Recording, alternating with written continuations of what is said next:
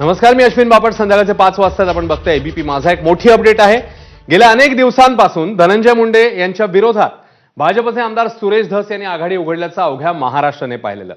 आकाचा आका म्हणत आरोपांची राळ उठवत सुरेश धस यांनी धनंजय मुंडेंना जेरी सांडण्याचा प्रयत्न केला. पण या दोघांच्याही संघर्षामध्ये एक नवा ट्विस्ट आलाय. तो म्हणजे मुंडेंवर तुटून पडणारे सुरेश धस यांनी चक्क धनंजय मुंडेंचीच भेट घेतली आहे, अशी माहिती एबीपी माझाला मिळाली आहे. काहीच दिवसांपूर्वी सुरेश धस एका खासगी रुग्णालयात मुंडेंना भेटल्याचं समोर येत आहे. ही भेट अतिशय गुप्त ठेवण्यात आली. त्यामुळे आता धनंजय मुंडे यांच्या विरोधात सुरेश धस यांनी तलवार म्यान केली आहे का? राजकीय दुश्मन बनलेल्या दोघांमध्ये आता समेट झालाय का, याची चर्चा सध्या सुरू आहे. तर खासगी रुग्णालयात सुरेश धस आणि धनंजय मुंडे यांची भेट झाल्याचं सूत्रांचं म्हणणं आहे. त्यामुळे आता सुरेश धस यांनी मुंडेंविरोधातली तलवार ही म्यान केली आहे का, असा प्रश्न या निमित्ताने विचारला जातोय, चर्चेमध्ये आहे. धनंजय मुंडे आणि सुरेश धस यांच्यात गुप्त भेट झाल्याचं आता समोर येते, तशी चर्चा आहे. सूत्रांच्या म्हणण्यानुसार ही खासगी हॉस्पिटलमध्ये झालेली भेट आहे. या भेटीबद्दल अधिक जाणून घेऊया. संदीप रामदासी आपल्यासोबत आहेत. संदीप, गेल्या काही दिवसांमध्ये सातत्याने, जसं आपण आता बातमीत देखील सांगितलं, धनंजय मुंडेंविरोधात आक्रमक भूमिका घेणारे सुरेश धस धनंजय मुंडेंनाच भेटतात. काय घडतंय नेमकं? काय अपडेट्स आहेत? कधी झाली होती भेट? अश्विन, आपल्या सगळ्यांचं लक्ष होतं दिल्लीकडे. तिथं होणाऱ्या पवार आणि शिंदेंच्या सत्कार सोहळ्याकडे आपल्या सगळ्यांचं लक्ष होतं. जेवणावळीकडे कोण खासदार शिवसेनेचा, कुठल्या गटाचा, कुणाकडे जातोय, या सगळ्या चर्चा, आदित्य ठाकरे तिथं जाऊन काय करतायत, या सगळ्याकडे आपलं लक्ष असताना महाराष्ट्रात मात्र ही सगळ्यात मोठी भेट म्हणता येईल अशी घडत होती. ती घडली आहे सुरेश धस आणि धनंजय मुंडे यांच्यासोबत.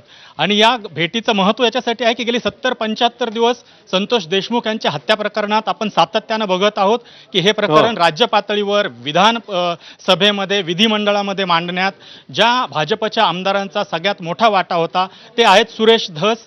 त्यांनी सगळ्यात जास्त आरोप जे केले होते, आकाचा आका, असे नवीन नवीन शब्द ज्यांनी महाराष्ट्राला दिले, अशा सुरेश धस यांनी धनंजय मुंडे यांची भेट घेतल्याचं खात्रीलायक सूत्रांनी आपल्याला सांगितलेलं आहे.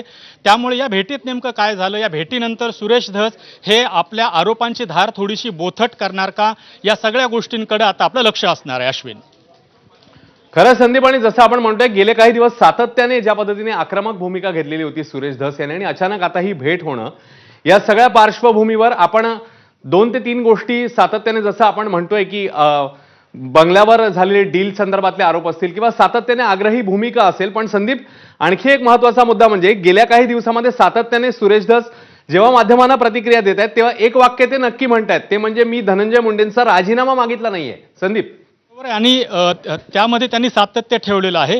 राजीनाम्याच्या मागणी ही देशमुख कुटुंबियांकडनं होते, कदाचित दमानियांकडनं होते, किंवा काही इतर धनंजय मुंडे विरोधक आहेत त्यांच्याकडनं होते. हे अधोरेखित करण्यास सुरेश धस हे कधीही विसरलेले नाहीत. गेल्या काही दिवसांमध्ये, म्हणजे सुरुवातीचा भर ओसरल्यानंतर सुरेश धस यांनी कायम ही भूमिका आपली जाहीरपणे मांडायला सुरुवात केली. ज्यावेळेस असे आरोप होत होते की अजित पवार हे स्वतः उपमुख्यमंत्री आहेत, धनंजय मुंडे यांच्या पक्षाचे अध्यक्ष आहेत, देवेंद्र फडणवीस महाराष्ट्र राज्याचे मुख्यमंत्री आहेत, या दोघांकडनंही धनंजय मुंडे यांचा राजीनामा का घेतला जात नाही, असा ज्यावेळेस आरोप केला जायचा, असा प्रश्न विचारला जायचा, त्यावेळेस सुरेश धसांकडे बोट दाखवलं जायचं. त्यानंतर त्यांनी आपली भूमिका ही स्पष्ट करायला सुरुवात केली आणि आपण धनंजय मुंडे यांचा राजीनामा कधीही मागितला नाही असं ते सांगत राहिले. हे सांगत असतानाच त्यांनी धनंजय मुंडे यांच्यावरचे आरोप मात्र काही कमी केले नाहीत. मग तो परळीमधला भ्रष्टाचार असेल, कधी 73 कोटीचा भ्रष्टाचार, वेगवेगळ्या नगर परिषदेची रिलेटेड गोष्टी असतील किंवा नियोजन समितीशी रिलेटेड गोष्टी असतील, असे काही 100 कोटींच्या भ्रष्टाचाराचे आरोप ते करत राहिले. वाल्मिक कराड यांना त्यांनी सातत्याने लक्ष ठेवणं. थोडंसं थांबवतो. ठाकरेंच्या शिवसेनेच्या नेत्या सुषमा अंधारे आता आपल्यासोबत आहेत. सुषमाताई, आपल्यापर्यंत ही बातमी